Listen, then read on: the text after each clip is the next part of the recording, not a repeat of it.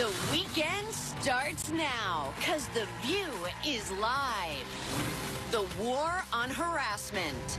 Charges of inappropriate behavior pile up, from Hollywood to D.C. to Ellen. Warning signs. Does the Zodiac determine whether you're an absolute nightmare in a relationship? The ladies are reading their horoscope. Plus, Jenna Hager and Barbara Bush are live on The View. They're opening up about what life was really like growing up in the White House during the toughest parts of their dad's presidency. 2 airplanes have crashed into the World Trade Center. Hot Topics are in the house with Whoopi, Sarah Haynes, Paula Ferris, Sunny Hostin, and Meghan McCain. Now, let's get things started.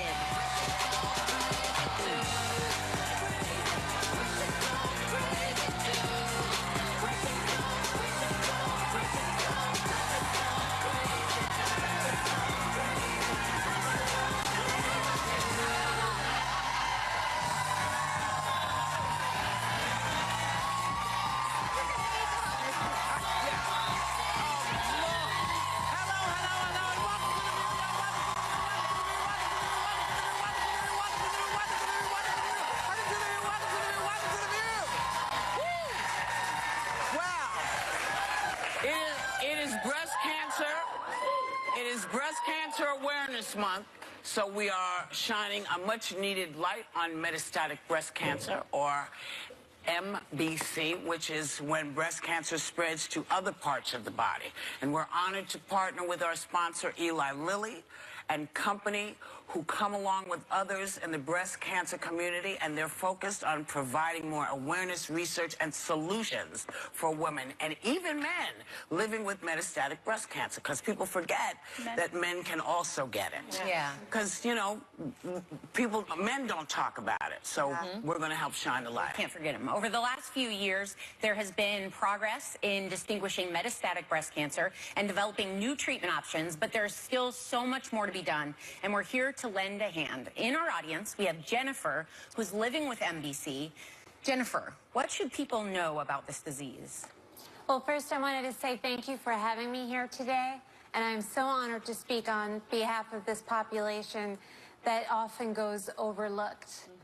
I want to say about MBC that people from all walks of life have this. Women my age, women younger than me, men all get this disease. I'm a mom of 3.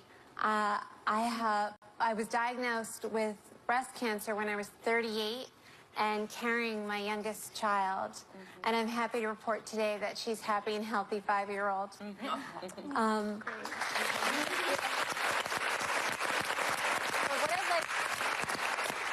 But everybody has different ideas about what somebody is going through living with MBC. We just want to have normal lives. We don't always look sickly when we're undergoing treatment, and we just want to live longer. And the way to get there is through funding and research, and that's what gives somebody like me hope to move forward. Yes. Jennifer, I understand you've actually created conversation cards to help people talk about cancer. Can you tell me a little more about it? Yeah, when I was diagnosed with MBC, I had a lot of anxiety about how to deal with this new turn of events. And it was difficult for me to know how to speak with my friends and family and for them to know how to approach me. And that's what gave me and my friend Andrea here to create the idea to create cancer conversation cards. And they're a set of cards that they're designed for anybody who has cancer, any type of cancer, any age, and they're designed to give welcoming and friendly approaches to open up this conversation with a loved one. And I just feel we need to give more attention to metastatic breast cancer. More attention leads to more conversation, more understanding, and ultimately more funding and innovation. Great. And we want everybody to know more about MBC. So throughout the hour, we'll be sharing facts about this cancer on the bottom of the screen. And to help Jennifer and others fight MBC, go to Twitter and use the hashtag #MoreForMBC. Show your support. Now, for every tweet, Lily will donate $100 to Living Beyond Breast Cancer, an organization that educates and supports people in the MBC community. So our goal today is to raise $250,000 during the show. So please start tweeting now, because we know we can come to our viewers and say, can we help make a difference in somebody's life? And we believe you can help us. So get on those Twitter girls and boys and start tweeting on it. We got $250,000 to raise today. We'll be right back.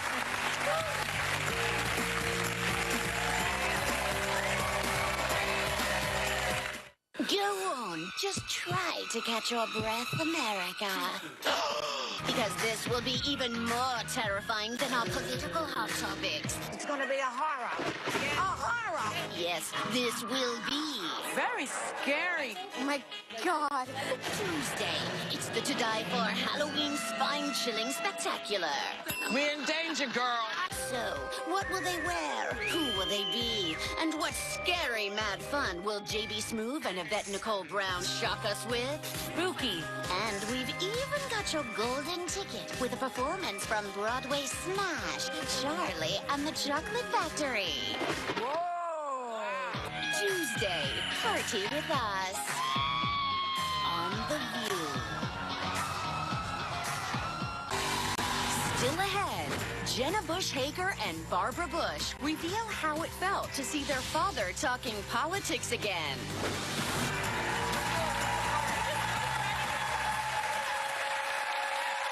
Welcome back. As I mentioned before we went to break, we're on a mission to raise awareness about metastatic breast cancer. And we want to make sure you're still tweeting to help us do that. So use the hashtag #MoreForMBC to show your support. And for every tweet, Lily's going to donate $100 now. Come on, help us reach that $250,000 goal. If anybody can do it, people who watch The View can do it. So start tweeting, and you know I never tell you to do that. Now, on a completely different note, the floodgates are open against sexual harassment now. There are 300 sexual assaults allegations against director James Toback, 7 against Game Change author and DC insider Mark Halpern. Both of them are denying it. But now Ellen DeGeneres is catching some heat for tweeting this picture for Katy Perry's birthday with the message, it's time to bring up the big balloons. Now people are asking, if a guy did that, would we be okay with it? Okay, well, first of all, that's a play off some of her lyrics in a song, just to, and as you can see from the faces in the picture, they're all laughing at the joke. So I think it's important not to confuse a moment among people that are comfortable with power plays and using sexual acts for favors. But I also I do have a bit of a double standard on this because Ellen and Portia are gay, and this is the reason. I think it's more important that people that are gay are normalized, and you see they're just like us, and they're everywhere, because there are a lot of places in the world where if you don't know a friend or you don't have someone you know, maybe you only see it on your social media feed. And just like it's important to see healthy body image because we are feeding our brains constantly all day long, I think it's important for people that don't have much diversity where they live to see this is okay. This is normal. I mean, I happen to be close to the issue because my brother's gay, but I think it's really important that the good in this picture is more important than anything I see as, yes, if a guy was lecherous and said nice, you know, then it would be gross. But this picture to me does more good than bad. Well, but like you said, I think it's important to note that all 3 of them were in it together. All three of them are friends. This isn't like you're not feeling intimidated or assaulted by my particular actions. So I don't think you can necessarily use that argument that if a guy were to do this, everyone would be offended. Because if a guy were to do that, I would feel intimidated. I would feel like, I don't want you to do that. If you have a relationship and it's funny and you're in a group and you're laughing and you're making a play on some of my lyrics, there's still a way a guy could You have be lyrics? I don't sing. I don't know that I wouldn't like it. I think if a guy did this, I think we would all be up in arms given the current environment where we are finally as women coming forward and talking about sexual harassment and sexual assault. I just never think that sexualizing and objectifying a woman is ever funny. That's just my view.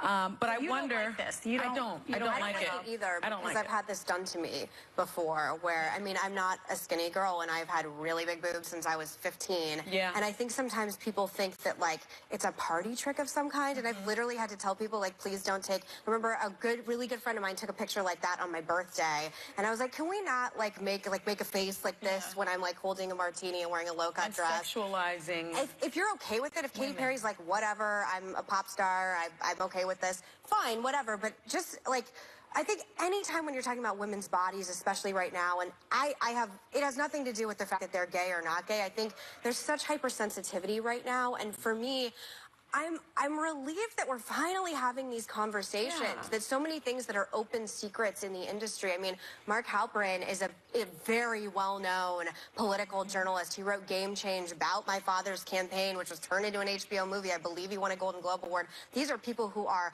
commanding the narrative of all forms of media. So I'm happy we're finally calling them out and finally, you know, these alleged accusations. But I'm glad men who maybe behave a certain way should know that we are at a tipping point right now, and you better start behaving like the gentleman I hope your mother raised you to be. Exactly. And if not, corporate culture needs to start getting involved. I mean, I was thinking, do men need to be trained to act like decent human beings in the workplace? Is that where we're at? I think it should come more naturally. But I think the important part, too, is this was posted on social media, because typically predatory behavior and assault and everything is when you get someone by themselves, and silence is the ammo.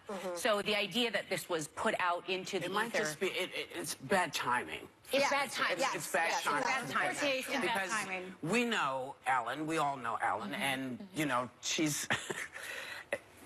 what we're talking about and what she's doing is two separate things. But I think people were saying, if a guy, if they knew the gentleman, if it was a guy, and this was put out, would we have a different standard? And it seems like we're split. Maybe we would, maybe we're not sure. But I think the most important thing here is that women have now made it dangerous for men to behave that way. It is now, there's a danger of you losing everything. And that's what it takes. And finally. Well, yeah, because women got together and say, you know what? We don't have to take that. What the hell? And, you know, and I also want to say, there will be times when there will be mistakes made. And so we have to also be very diligent, so we're not sucking up everybody into this. We need to make sure we're really diligent about this, because we really only want to stop anybody who thinks this behavior is okay. This behavior could now cost you everything. And it should have always been that way. I mean, if you think about it, a federal judge ruled in 1977 that this kind of behavior was illegal. So it's been 30 years, and we are still talking about it. I mean, Anita Hill, I think that was a watershed moment. Everyone was like, we are really going to, you know, women are not going to be sexually harassed in the workplace. That was a long time ago, and now when you it said still about, continues. Megan, that you wish someone had warned you in certain situations if there had been allegations against someone and you sat down with them. In one of these allegations against the director Toback, when the girl came home and said to the agent that was really uncomfortable, he said, yeah, I've heard that story before. Why would you send someone in to a situation you're aware of the mistreatment? But I do think what you're saying about, like, the picture with social media, I agree it's really bad timing. I don't like it. But there's a big difference between a photo on social media and sexually assaulting a woman in a hotel room. And I think we're blanketing it too much into one thing. It is not the same thing at all. And I do agree with you that we really need to start, you know, at least analyzing it a little bit more. And also, like, not putting yourself in those type of situations as well. I have a friend of mine that came up to me regarding this director Toback, and she said he came on to me at a grocery store. She'd never met him before. He gave her his business card, and so she called him up. You know, he said, "Oh, I want to make you a star." She called him up. That's a telltale sign. No, but in the phone call, he says, "I really need to, you know, get to know you on every level, on a sexual level." And she's like, "Okay, goodbye." So she knew right there. She cut off any sort of contact with him. She wasn't going to put herself in that type of situation. You know, there is no upside to getting your integrity, offering and allowing somebody to take your integrity. There's no upside to that, because you will not feel good in 5 years. You will always have that in the back of your head. Sometimes stuff takes, I said this before, sometimes it takes a little longer, but I'm telling you, when it's you and you did it yourself, nobody can take that from you. Nobody can point and say, well, you only got that because. I'm just saying. We'll be right back.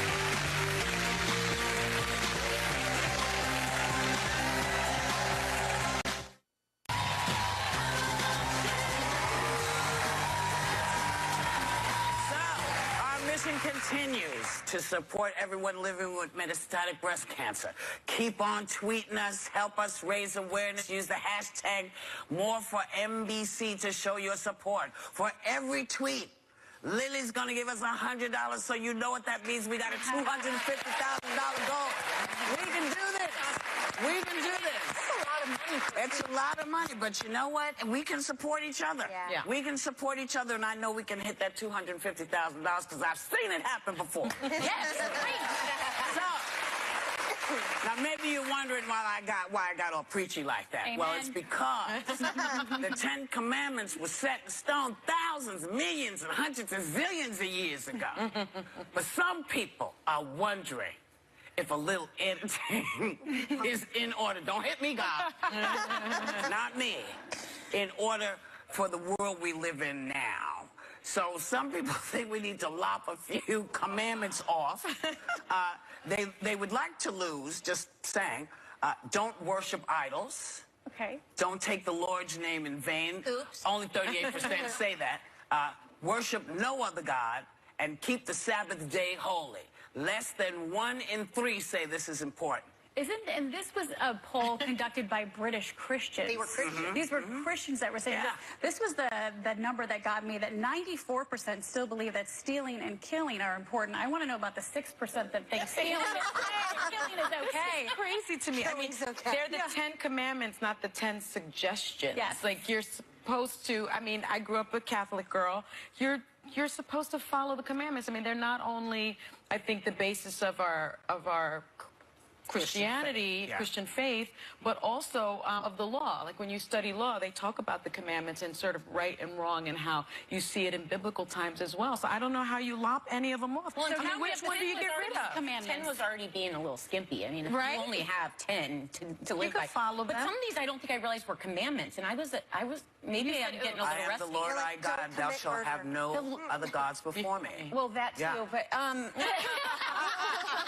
That's what that, don't, you know. using the Lord's name in vain. My mom used to say Yeah. that all the time. I've gotten a little rusty on that, but I didn't realize I was. Do like, you? it was Do you say, one oh of my God?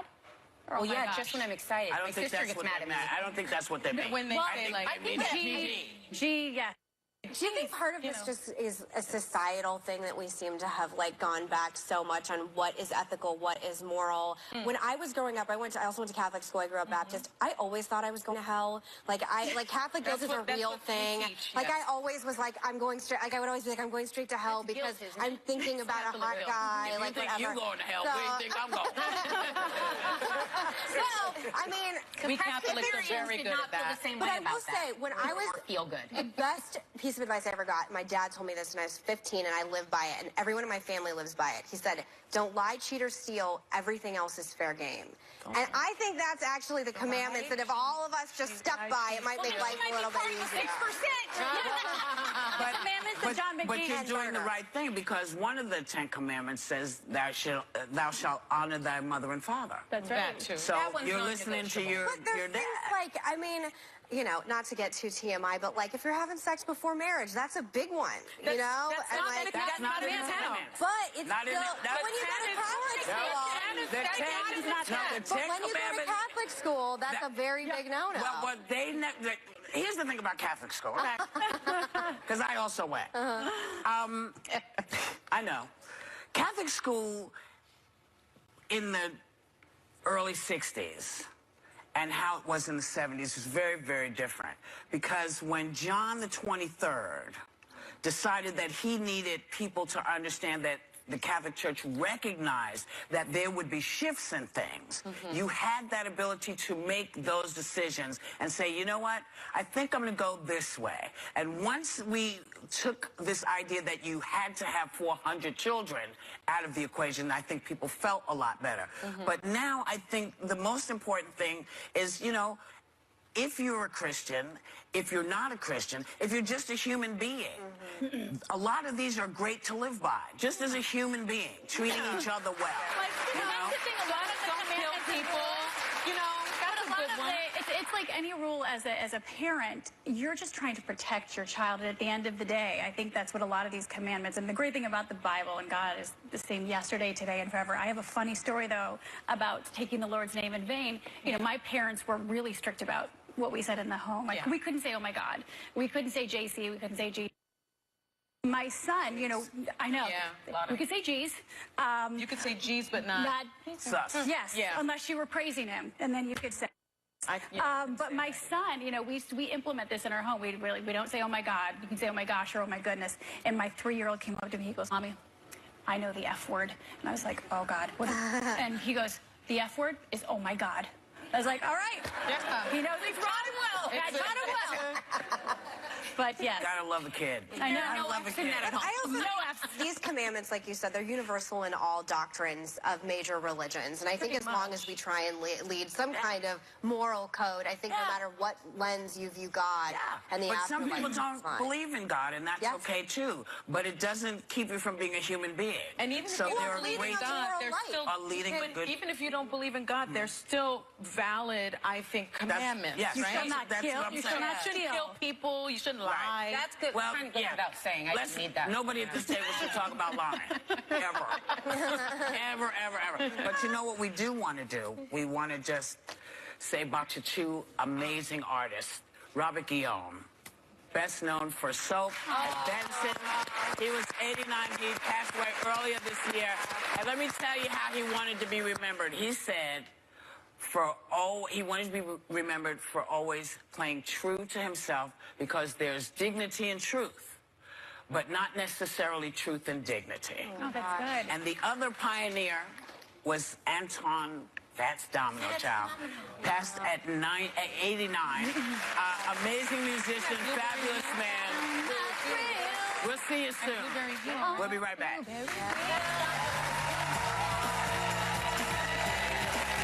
Next, Jenna Bush Hager and Barbara Bush reveal what life is like when your grandfather and father are both presidents. Did they know what Dad said that made Obama lose it?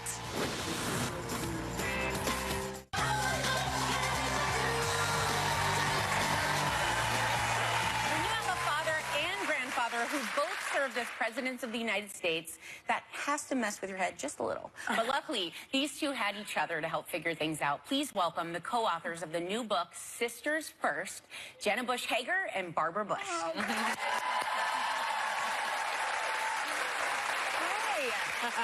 And I body double. I know, and people wonder on social media about why we call each other body double. People think that Jenna and I look alike on air, so when we worked at the same place, they could never tell us apart, which we liked. I mean, which we loved. Who doesn't want to look like Sarah? I was honored to be the body double. Sorry, twin, no threat there. I take it. But we want to see, first of all, this book. I am a friend. I go back with Jenna a little bit. I learned so much about you guys in this book. It's a love story not only to each other, which was your intention, but I think it's a love story for families and how you can disagree and you can still like choose each other first, like your parents, your grandparents.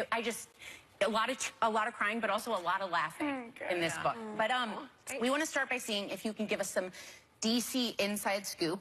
Yes. Now, Jenna, you didn't know the answer to this earlier in the week because I asked you. Yes. But last weekend, while President Clinton was speaking at the hurricane fundraiser, your dad was standing behind him and whispered something that made President Obama lose it. No, the thing is with my dad, I'm always like, Dad, do not go viral. You know? And he's like, what does viral mean? And I'm like, for example, do not put the poncho over your head. He just can't help himself. We do know. We know what he said. What did he say? I hate to say we know because we know, but we can't talk about it. Oh, no. Wait, but is it as funny? We'll tell you when we're off the air. Is it? Oh my God. Is it racy? funny? Yes, it must not be a little racy. racy. No.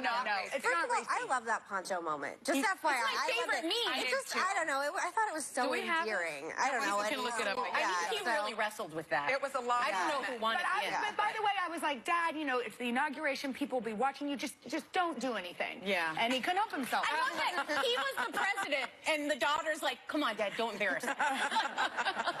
Well, talking about your father, he hasn't really spoken out that much since he left office. But last week, we did see him return to politics to talk about the current state of the country. And I just thought it was incredible, an incredible moment. It really was. To see him again. Yeah, it was an incredible moment, and he was so strong. Why do you think he chose to do it at this time?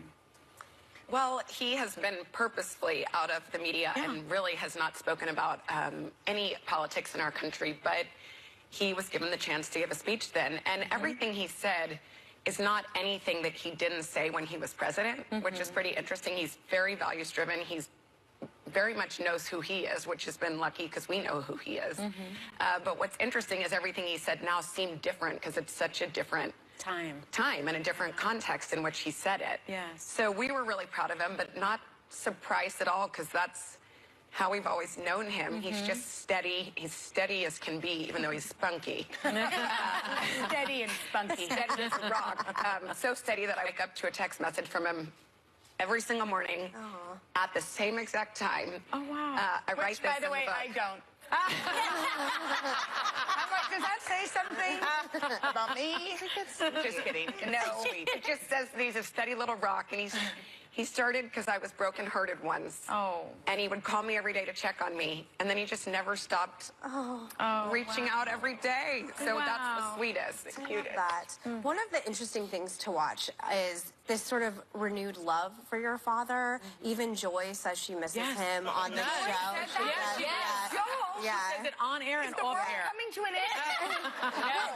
But is that strange for you? Because I know it's strange for me to have people be sort of nostalgic for different kind of Republicans. Is it weird for you? Well, first of all, our dad admires your father so much, so I'd be remiss if I didn't. And we admire your dad. We spent some time with him over the years, and he's hilarious. And your grandmother is a true American treasure. She's so wonderful. The times I've spent with her, I think people don't see how funny, charming she is. And you can't get on her bad side because then she'll be the enforcer. She's lovely to me. Good. She, but no, I mean, it doesn't surprise us because, as Barbara just said, it's who we've always known he is. But it feels good, of course. Yeah. Well, it does, I'm sure. Now, because you're part of the Bush dynasty, you know, you've had a grandfather and a father in the White House, people think that they know you. They feel that they know you, especially you, Jenna, because you're on television every day. What do people say when they actually meet you? Because people will say to me, you know, you're so much thinner in person. Oh, yeah. I'm like, thank you so much for that. That's not a compliment. No, it's not. I hear that too.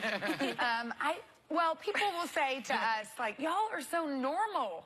And that feels like a compliment. But it's also like, aren't we exceptional? Yeah, we're like, we're incredible. That's kind of what we want to hear. But of course we're normal, and we write a lot about this in Sisters First too. Yeah. Our mom's parents live in Midland, Texas, and y'all, no one here probably has ever heard their name. And while on the flip side, our dad's family has an airport named after them. And so we grew up in Texas with just an extremely normal life, and that was our life. And then our dad ran for president when we were in college. So it's kind of two different lives. It was the before and after. By the way, this picture kills me because I feel your pain. I also was dressed in American flag crap my entire life. And it's really embarrassing. That picture was actually on Awkward Family Photos.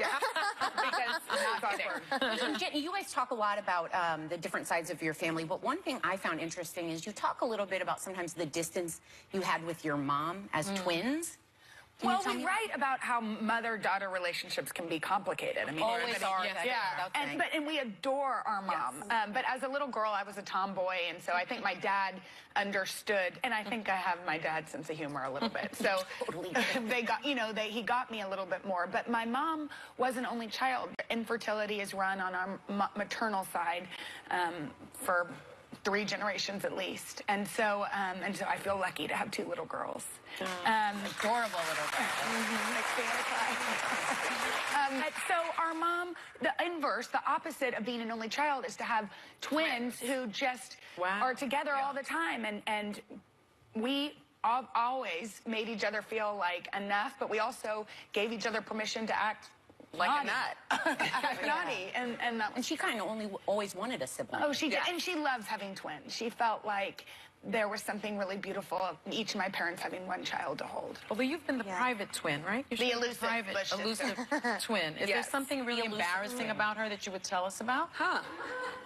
Well, I mean, now's the moment. Well, there's nothing that embarrassing to tell about you. No dirt? Not that I can think of yet, although she did just sweat a little bit. Thank you.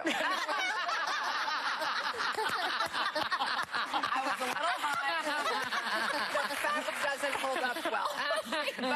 But you blow-dried it and took care of it. I blow-dried it 5 minutes ago into that.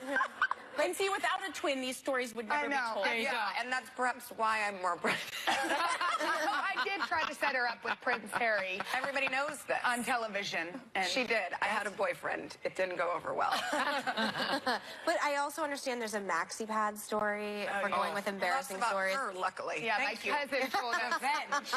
My cousin told me that was a sweat absorption product, which, as we know, they're not. I walked down at 5 years old, and my grandfather was having a steak dinner. She walked with down the head of China like this, with the head of China like this, with the maxi pads, which Barbara could have used today. I mean, had they worked, I would have been sitting backstage with them on right now. Don't try it at home.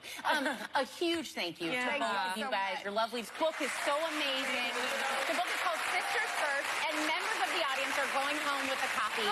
We will be right back.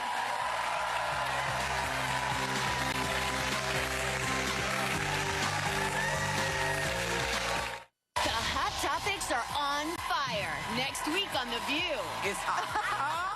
And that's not the only thing hot around here, because our political view is sizzling. First, Chris Matthews faces the ladies. Then Keith Olbermann hits the table. Oh, it's on right here next week on The View.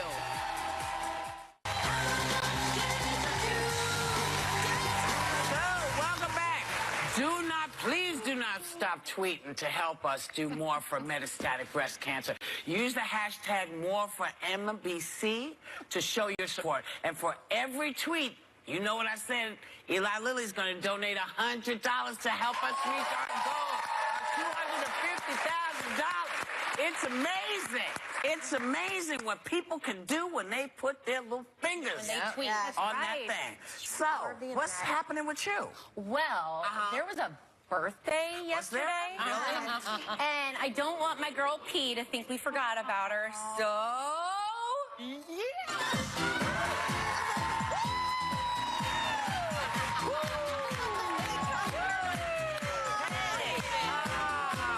Very nice. this mouth-watering masterpiece is from Cakes by Claude's. I hope I'm saying that right. It's a gluten-free vanilla cake with maple bacon filling and American buttercream frosting. Butter and bacon. Yes. This is my I favorite. said just stick bacon in the top, and they were like, that's weird.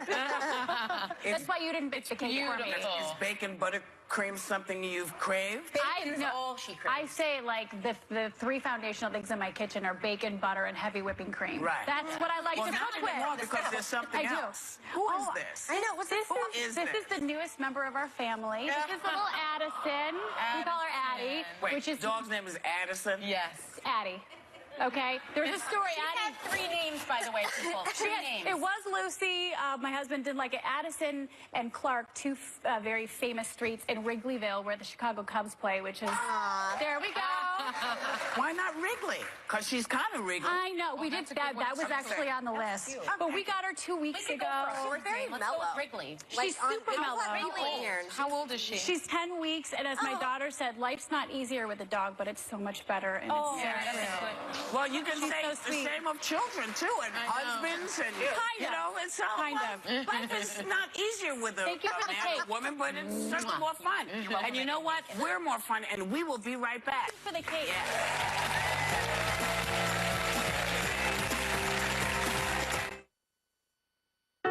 He's the hip-hop-loving, hog-riding preacher who helped Bieber see the light. Pastor Carl Lentz on the wild ways he's getting rock star-sized crowds back to the church. And a brand new View Your Deal.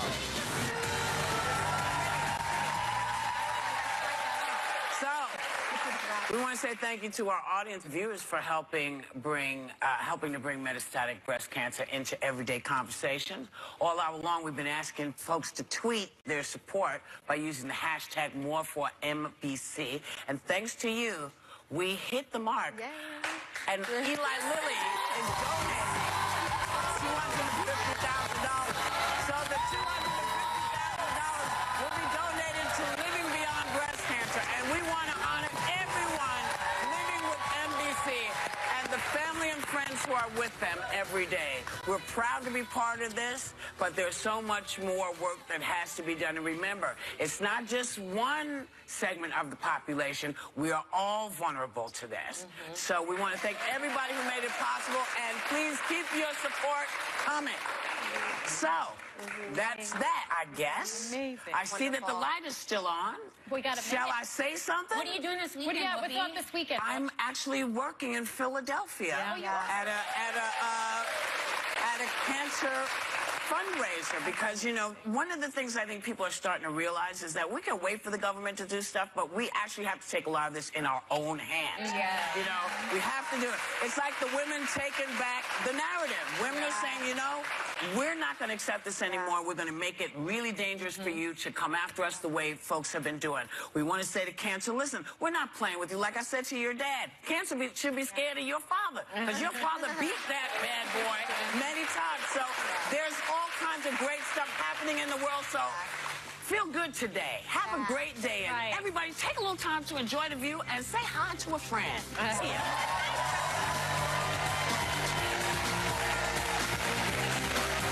Create your space.